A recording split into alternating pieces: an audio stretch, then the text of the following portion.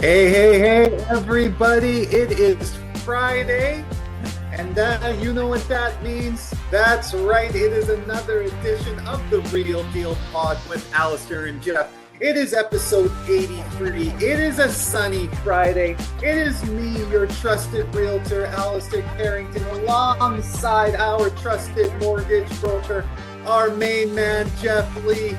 Geoff, buddy, how's your week been? How's your Friday? You know what?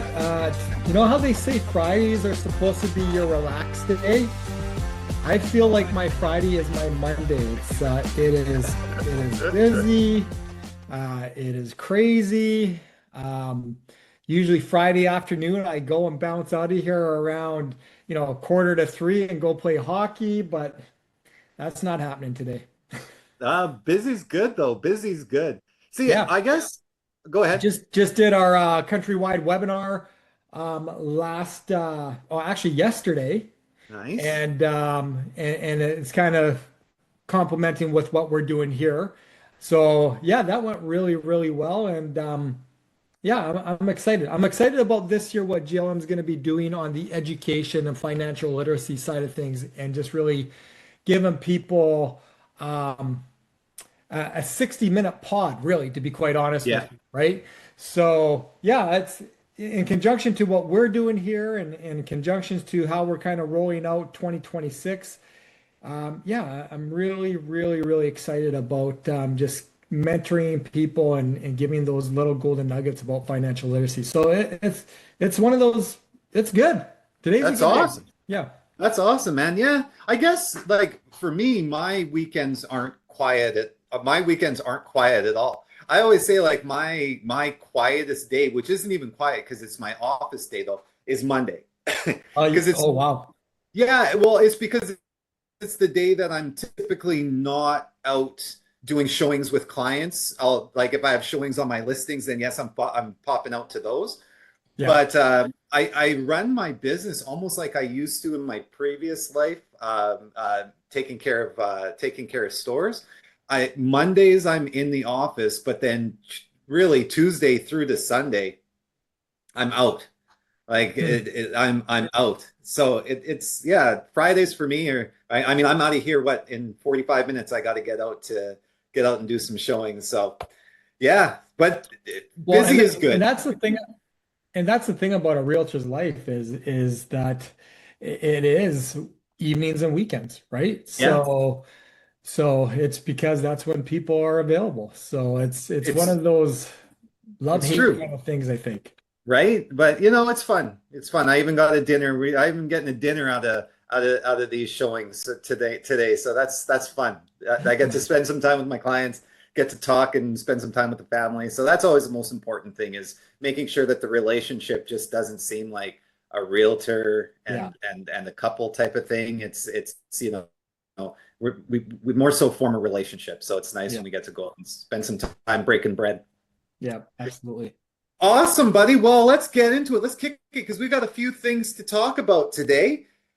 And as always, we are going to start off today's podcast with the hottest segment going right now, and that is Did Did you You know? Know? That's right, baby. Did you know?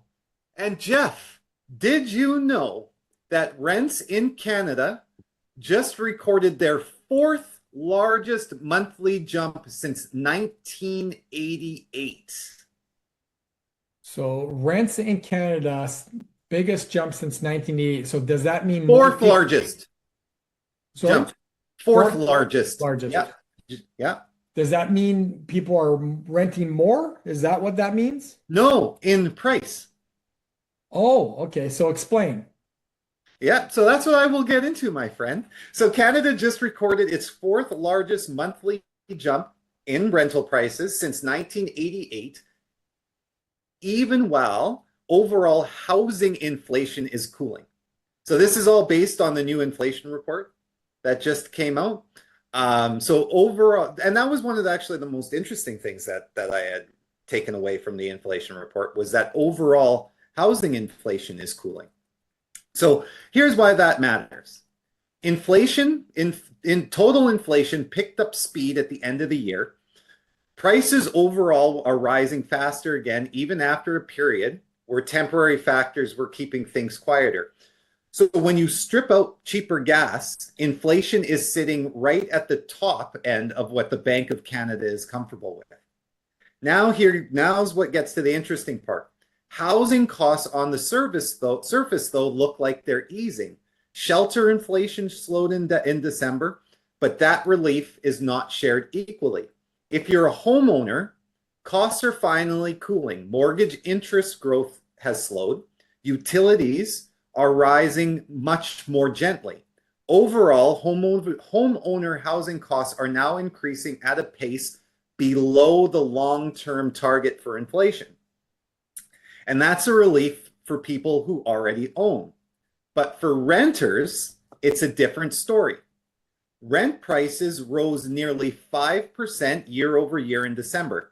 That's higher than the month before. And while rents are no longer rising as fast as they were at their peak, last month still marked one of the biggest rent increases we've seen in over 3 decades. So why does this feel disconnected from the headlines talking about falling rents? It comes down to what's being measured. Some of the rental reports, track asking rent on vacant units, what a new renter might see when they search online. Statistics Canada, though, tracks rents actually being paid, which reflects the real cost of living for people already renting. Both tell the story, of course, but they're very different stories. And lived reality for renters is this. Even if asking rents soften a bit, most renters, are still facing higher monthly payments when leases renew. So while the homeowners are starting to breathe easier, renters are still carrying a heavier load, and that gap matters. It affects their affordability, savings, and ultimately who can make the leap into home ownership. And that's why understanding the difference between the headlines and the data is so important. So Geoff, this really goes back into what we were saying last year, and again heading into this year, just how much home ownership means. And if you can afford it as a renter, how important it is to start looking to get into the market, especially when we've been talking again at the beginning of last pod, just how much condos have come down in their value and just how much they're supposed to come down again by the end of this year, being another 3 to 5%. Yeah. So what are your thoughts? Well, I just, again, I was a little confused when you said the 4th highest rental prices, but my simple mind, after listening to this a little bit more, it's the 4th highest increase in Yes. rental in the last Since 1988. Since 1988. So if you're renting, and again, my Yes. just simple mind, if you're renting, you are Yep. experienced the 4th highest rental increases as a renter since 1988. Since 1988. Right. Yes. Yeah. Yeah, I just think it goes back to, compliment what you're saying, is that I'm curious what that average rental income is, say on a 1 bedroom or a 2 bedroom condo, to when you break it down to see what your mortgage payment would be. And I bet you, well, I don't know, we should actually do the math on that for the next pod, but I bet you it's either very, very similar or maybe slightly lower, but not enough to have the excuse that you shouldn't buy.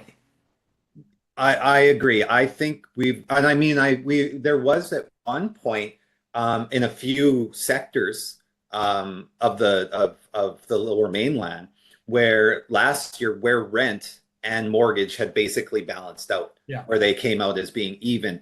And so it wouldn't shock me if we were, again, like you just said, there or close to it getting to be in most markets. Yeah.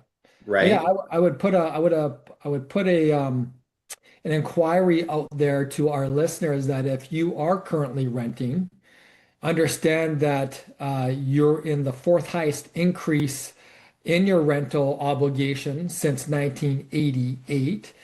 And I would probably even venture out to say is like, okay, well, if you've been on the fence as a renter and you have been looking at condos and interested in the condo market, and sure, yeah, it might come down another 3 to 5%, but is that really, are you really going to wait for it to hit rock bottom? Because sometimes it will, sure, but sometimes it won't. But again, the best opportunity to buy, I always say the best opportunity to buy is when you can, right? Um, but again, in this market, if you are in that rental environment and you're looking at a condo, I think now is a very, very good time for you to kind of switch that gear, take a look at what that mortgage payment may look like, and you might be pleasantly surprised to know that your mortgage payment is equal to maybe less, maybe a little bit higher than what your rental obligation is. But the only biggest difference is when you own something, it's the biggest piggy bank of your life, and you're putting money into an asset rather than money out of an asset that you don't own. Yeah, and it's not to sound repetitive, right? But it goes back to one of the pods that we had last year, discussing what your long-term value Mhm. was when owning versus renting. And when you look at the fact that owning a condo, right? So we know the stat, when you're 35 and you rent, your net worth is $44,000, Just crazy. right? When you're 35 and you own a condo, your net worth is $440,000. Yeah. So it goes right back to that statistic right there, is to rent and know that what you're paying right now. So let's just say that you're paying $2,000. To know that your rent is only going to again continue to increase, Yeah. right? Yeah. Year over year, when you can get out from underneath that rent, because your rent is never going to come down, right? So when you know that you can get out of that, get out from underneath that, and purchase something that's going to improve your overall net worth, Yeah. it's just crazy to me that that people aren't looking towards that. Yeah, as I'm also hearing you speak, that stat actually surprises me, to be quite honest with you. I was under the impression that rents were lowering because there was so much supply, right? So, now that I'm So thinking was about I. it, and I hear that stat, it's like, wow, Yeah. like that is crazy. So not only this is the other thing we got to think about. Imagine when that supply now becomes lower and lower and lower, and it will. It Yeah. will because developers are now stopping making houses for resale. They are continuing their development, but it's going to be for rental purpose use, Yeah. right? And as the supply becomes lower and lower and lower, your rent is going to get higher and higher and higher, right? To your point. So, Yeah. And so that yeah, was it. it's Yeah. yeah. And sorry, just to go ahead. Go ahead. So I was gonna say it's a great did you know because my mind was thinking that rentals were coming down. My mind wasn't that rentals were going up as far as what they cost to rent them. Yeah, and so just to kind of piggyback on what you were saying, I had actually read an article from the on the in the Globe and Mail last week that spoke about how rental prices were falling, right? And Yeah, so when I saw the stats can, when I saw the inflation numbers come out and what stats can was saying about it, right? I again had to reread it and then realize, well, this is the same thing that we talk about when we're listing a home, right? We look at what's available and what the prices and what the market is saying that home values are worth based upon what's going on the market. But we have to take that with a grain of salt because you can ask for anything. yeah, It's what also the sold prices, the sold story means more. And so that's the same thing when it comes down to rentals. Just because on paper, right, in the media is telling us that rental rates are falling, that's only because they're reporting on what they're reading rental rates going for at this current moment. They're not going off of what people are actually paying. And that's what stats can when they're taking into account inflation numbers. That's what stats can is the number stats can is putting their numbers behind is what people are paying. Yeah. Right? Not what people are asking for when renting their properties. Yeah. Right. Yeah. And to your point, those numbers are coming down. That asking price is coming down just because there's so much on the market, right? Those people that are already locked into leases and stuff like that, well, when they renew, they're just going to be paying more, right? So it's a time where I hope that we're our listeners out there are paying attention and really starting to think about what their next steps are for this year, and really start putting a lot of stock into, okay, we know we're getting more comfortable knowing the landscape of Canada, tariffs, all that sort of stuff going on, right? Let's really start focusing on what our next steps are for this year to really make sure that whatever happens in this world, right, going forward, we're going to be okay, right? I'm going to be okay, because affordability is always going to be a thing, right? Yep. So make sure you're affordable, you can take it, and now that your long-term net worth, you're really focusing on what your long-term net worth looks like. Well said. Thank you, sir. Well, man, let's move into insights with Allister. We'll make this one pretty quick, but it was something, I'm the clients that I'm actually going to go see. They have a property to sell, and so I was part of an interview process, of course, right? Which I stress to everybody they should do when speaking with realtors. Really, interview a couple, and make sure you really drill down and ask them some questions. And so, of course, we go into the interview process to sell their home. I got the standard questions, how will you price my home? What's your marketing plan? How do you communicate with me through this process? What experience do you have in my neighborhood? Yeah. And, so I just want to let everybody know, I didn't get the listing because I answered these questions. I actually got the listing because I answered more questions and told them other questions that they should be asking. Because I don't want people to get me wrong. These questions that were asked to me, and they are important. Pricing isn't guesswork. Marketing isn't just throwing up a listing, or shouldn't just be throwing up a listing. And you absolutely want someone that knows your area.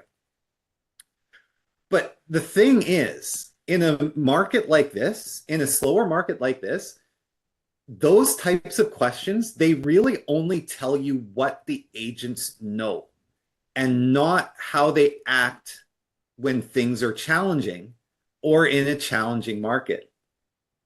So when momentum slows, that's when real skill in selling a home, that's when it shows. That's when you see which agents can actually sell a home and not just list it. And the most important thing to ask when you're sitting down with somebody to figure that out are behavioral questions, right?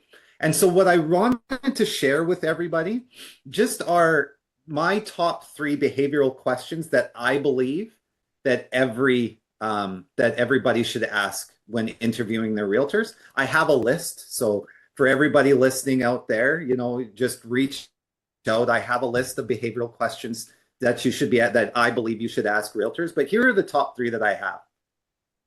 So my number 1 is, what challenges do you feel my property faces, and how do you feel they should be addressed? And the reason why I say that is because everybody's property is going to have challenges, especially right now, right? Like I'll explain. I have a listing in Richmond right now. It's a condo that within a 1 kilometer radius has 51 other units of competition. Wow. Yeah, that's a lot of competition. And that's one of the challenges is 51 other units that priced that are one bedroom, one bathroom, look very much the same and priced very close. Right? So we have to do different things to make that property stand out so that it sells above those other 51. Right? The other thing it's going to do is also give you as a homeowner an understanding of what your challenges are. It kind of will help you take the blinders off, right? So, and a great agent isn't just going to tell you what the market's doing. They're going to analyze your property honestly. They're going to highlight those potential objectives and they're going to give you strategic advice on how to overcome them. And this is going to show you that agent's honesty, proactivity, and real problem solving. They're not just going to give you the jargon of, we'll get it up there and we're going to make sure it's priced right and we're going to make sure it hits all of those websites. That's what all of us do, right? That's called listing a home, right? That's it. So they're going to give you, they should be giving you, I'm sorry, real problem solving answers. The other one that I love to ask is, can you give me an example of a listing that didn't sell within the timeline of the normal days on market? And what did you do next? Right? And the specifics that I want people to listen for are, did they analyze feedback? Did they adjust the pricing, presentation, or marketing? And did they keep the seller informed without panic? Those are a couple of things that I want you guys to listen for when you're asking that type of a question. And the other one is, tell me about a time you had to handle a tough negotiation, right? Because when you're sitting down, I'm going to tell you 93% of the agents you sit down with are going to tell you they're a good negotiator. I'm a great negotiator. I always get my clients their best number, right? But this question shows real strategy under pressure. And so pay attention to how they protected the seller's bottom line and managed low offers and difficult buyers and complex conditions. Because the normal questions, right, that I said before, how will you pay, how will you price my home, what's your marketing plan, etc. Again, they're only going to tell you what the agent knows. The behavioral questions tell you how they perform. Because at the end of the day, selling a home, as I say all the time, selling a home isn't just about getting a sign in the yard. It's about strategy, representation, and peace of mind. And that's what really helps you. And that's my insights. Love it. Love it. Well, anything? I just got a question, Geoff. Do you have any questions that behavioral questions that you believe people should ask a mortgage broker? Because I think that's one of the big things. I think because you can chat. I think a lot of people get lost into just Googling or throwing into Chat GPT. I'm going to interview a realtor or mortgage broker. What type of questions should I ask? And that is the stuff that's regurgitated, I think. Right? Just those basic types of questions. You know, again, I love Chat GPT and I've had questions that have probably been derived from Chat GPT.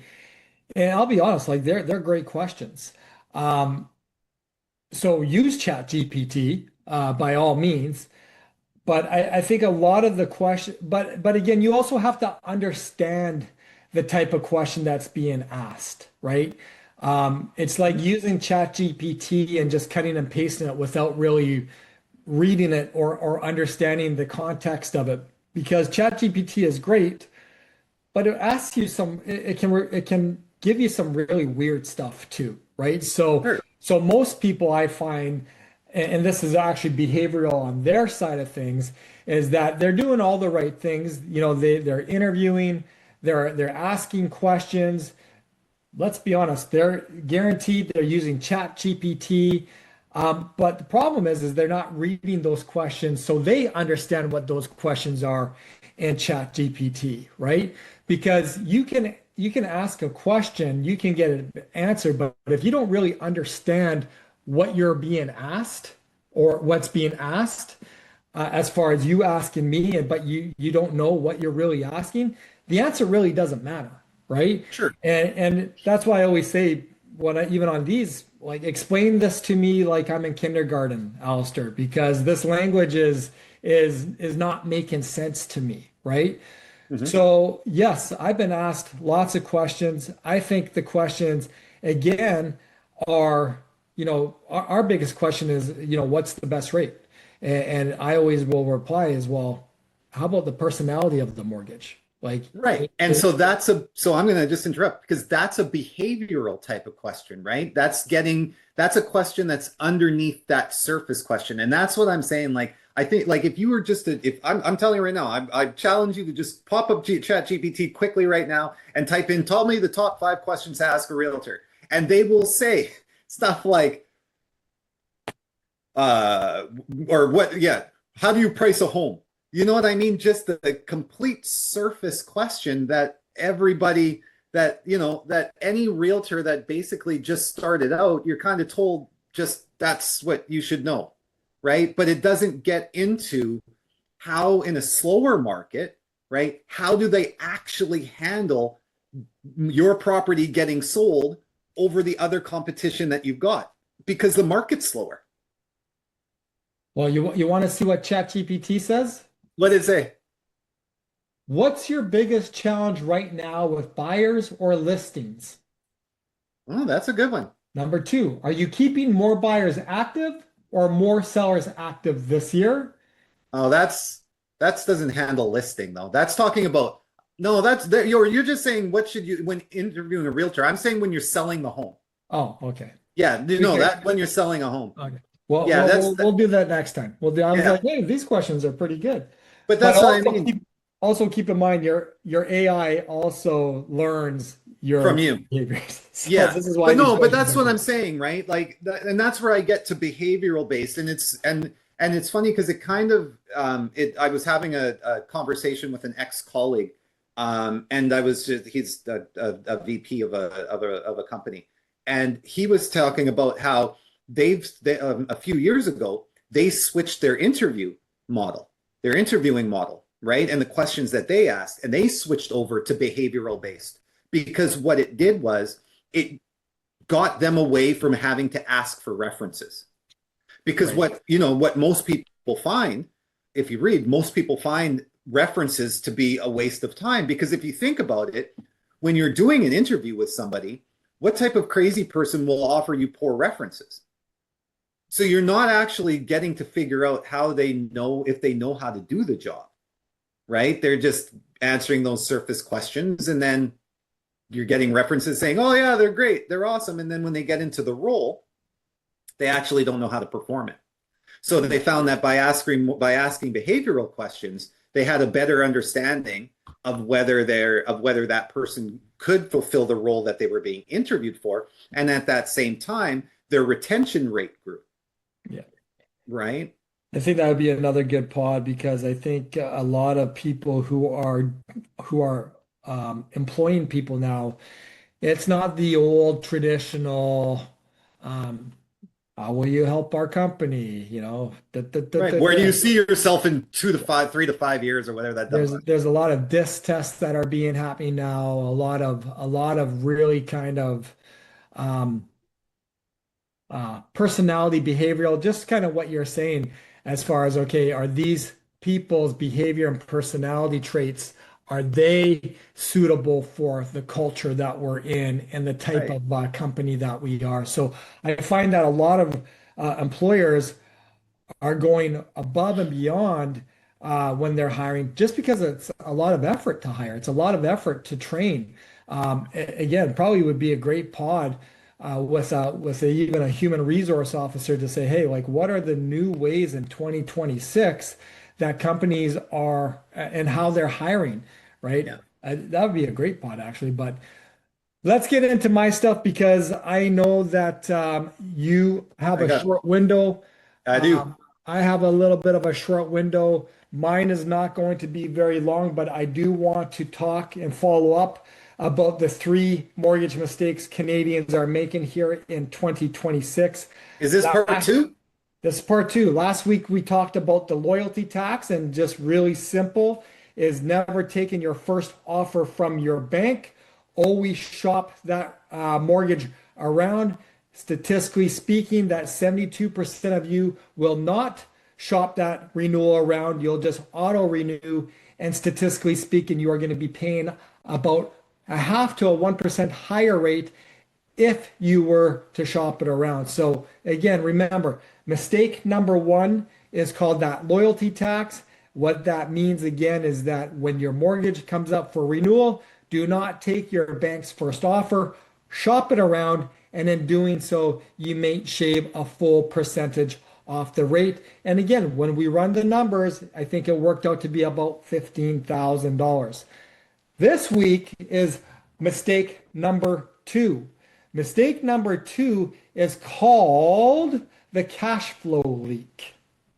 Hey, isn't that creative? Like it. All right. The cash flow leak, what that means is that when you carry high interest debt, when you can consolidate that same debt into your mortgage at a much lower rate. Quiz time for you, Allister. Do you remember what Canada's consumer debt is from last week's pod? Are we at 40%? As far as dollars, what is the consumer debt that Canadians are holding based on a 2024 report? Darn it. I'm going to tell you, I don't remember, Geoff. I apologize. 40 That's grand okay. or 10 grand? Canada's debt, not Oh, individual debt. okay. No, I don't remember that. $2.5 trillion. So Oh, when we man. That's take right. a look at the entire Canadian population, we add up all their debts. $2.5 trillion is what the debt load Canadians are carrying as a country. An average person carries about $5,000 of credit card debt. They're paying 19 to 20% on that. An average family has a line of credit balance of roughly 39 grand. They're paying up to 10% on that money. An average car loan in Canada is about 26 grand. And again, the rate on a car loan is anywhere from 6 to 7%. Okay, now these are not numbers that I am making up. You can fact check them, but this is based on Stats Canada on a report, a consumer credit report that was done back in 2024. So where I'm going with this is that $1, Alistair, of debt can cost you four times more depending on where it sits. So just because and let me explain this in simple language. If you owe $1 to a credit card company, in real dollars, that could be $4 out of your pocket, right? And the reason that is because they're charging you 20% on the money that you owe them, right? Personal loans, again, 8 to 15%. So if your money, the money that you owe, if it's in a personal loan, you're paying 8 to 15% on that. So maybe that $1 is actually costing you $3. It all depends on what type of loan that you're in and what type of interest payment that you're paying. So we call this the rate gap. And the rate gap is where you can consolidate these high interest debts into low interest debt, such as your mortgage. And because of this, it saves you a boatload of money. So people will say, well, how do you do that? And it kind of, we just kind of briefly explained it. You take any consumer debt that you're paying higher than 5%. You restructure that debt into your mortgage, providing that the equity is there. What happens is that you automatically free up your monthly cash flow because your rate on your debt may go from 20% down to, which is the credit cards, down to 4.5%, which is maybe your new mortgage rate. And as a result, you pay down your debt faster. You have increased monthly cash flow coming into your pocket But it's really, really important that we understand that when you restructure your debt, it's not like you're taking on more debt, you're restructuring it. You're just putting it in these multiple sandboxes, credit cards, loans, business loans, personal loans, wherever that money is, whatever rate that you're paying it, you're taking all those boxes and you're putting it into one box, your mortgage, at a much, much lower rate, right? Say 4.19, 4.5%. So what this does, it reduces the overall interest that's being paid. What this does, it frees up monthly cash flows. And what this does, it makes your multiple payments into one payment. So everybody likes to talk dollars, right, Allister? 100%. This is where my simple mind really kicks in because we talk, talk, talk, talk, talk. Pretty soon it becomes a Charlie Brown. Bah, bah, bah, bah, bah. It's just like, I don't know where this is going. So let's talk dollars. Let's break it into simple language. $20,000 of credit card debt at 20% interest, you are going to be paying $4,000 a year in interest. If you roll that into a mortgage, that $20,000 of credit card debt into a mortgage, and let's just say at 4.5%, that interest on that 20 grand at 4.5% is $900 a year. Doing simple math, 4,000 minus 900 means you're saving how many dollars, Allister? Beg your pardon? 4,000 minus 900. $3,100. How much? $3,100. If you times that by 5, it's a 5-year savings of ish. $15,500. Right. So again, this is where I go back. This is the same debt. It's just a dramatically different cost. I worked on a file just in the last 10 days, Allister. These guys were making great money. These folks had their mortgage coming up for renewal. We took a look at their renewal. We did the application. These guys had over $100,000 worth of debt. And that debt was everywhere, right? But again, they had no idea that they were drowning in it because they had the money to carry it, right? They didn't even realize that they had this high interest debt because it wasn't a money issue for them. Like many of us, it's a money issue. We are drowning in our debt. These folks were drowning in their debt, but they had a bigger boat to make sure that they were on top of it. But when we ran the numbers, when we restructured the debt, guess how much we saved these guys a month restructuring that $100,000 into their mortgage?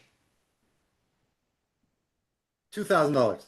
$4,000 a month, real dollars, Allister. Wow. Right? Now again, how much is that in a year? 4,000 times 12 is That's $4,800. $48,000. Sorry, $48,000. And over a course of 5 years, that's almost $250,000 that we are putting back into these guys' pockets that they didn't even know about. Yeah. Right? So some of us, I wish it was me, would be in that same boat, whereas I wouldn't even notice that I'm drowning in debt. But most of us, we need that life preserver because we are drowning in that debt, right? $2.5 trillion as a country that we're in debt. But then you have to ask yourselves, where is your debt? If it is in high interest debt, which is higher than your mortgage, and let's say if it's higher than 5%, this is a perfect time for you to take a look at and restructure it. So again, the 3 rules here, consolidation only works if these 3 rules are followed. You don't lower your interest payment and spend the difference. Who's been guilty of that? I have. I think everybody has. Yeah. Right? You don't turn short-term debt into a 30-year problem. And what I mean by that is who here has a credit card or a line of credit and they just pay the interest only? I'm guilty of that. I did that when I was young. Yeah. Right? Those are called never-ending loans. If you do an interest-only payment on $20,000 on your credit card, 1 year from today, how much do you still owe? 20 grand. 20 grand, right? So again, once we pay off these debts, don't run them back up. Who's been guilty of that? Right? We're talking yesterday. the old Geoff and the old Allister, No, not the that's new it. Yeah. Geoff and new Allister. Yeah. But the human nature, guys, let's be honest. We spend what we make. You have a $5,000 credit card, you pay it down to zero. Your brain automatically thinks you can go out and spend $5,000 more again. That's just how our minds work.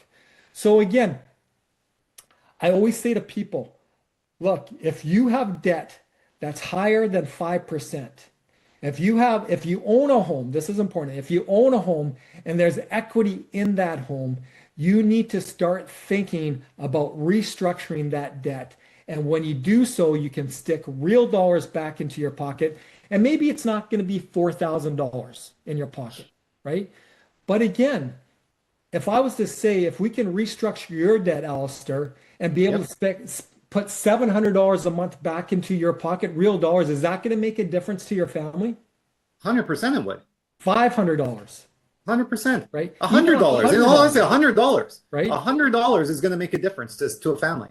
Exactly. So again, where I want to leave this, guys, is take a look at where you're at. If you are swimming in debt, which again, statistically speaking, you are, right? You may realize it or you may not. And if you're not, good on you. But if you are, or if you don't even know, get connected with me. Allow me to take a look at what's going on.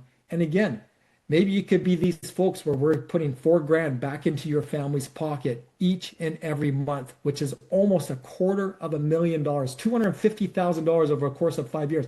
You could go and buy a condo with the savings that we're doing here. 100%. Increase your net worth.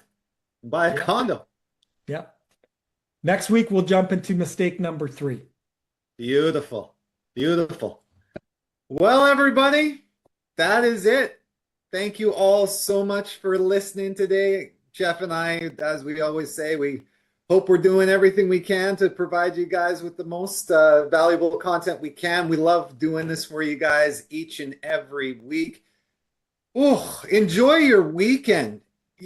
And literally enjoy your weekend and enjoy the fact that we don't live in the eastern part of Canada, central to eastern part of Canada. My hometown of Winnipeg, Manitoba has been in an absolute deep freeze. Yesterday it was minus 27, and with the wind chill felt like minus 48.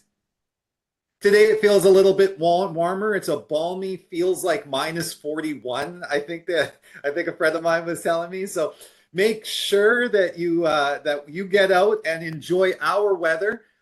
I challenge everybody to go out and check out the Vancouver Hot Chocolate Festival.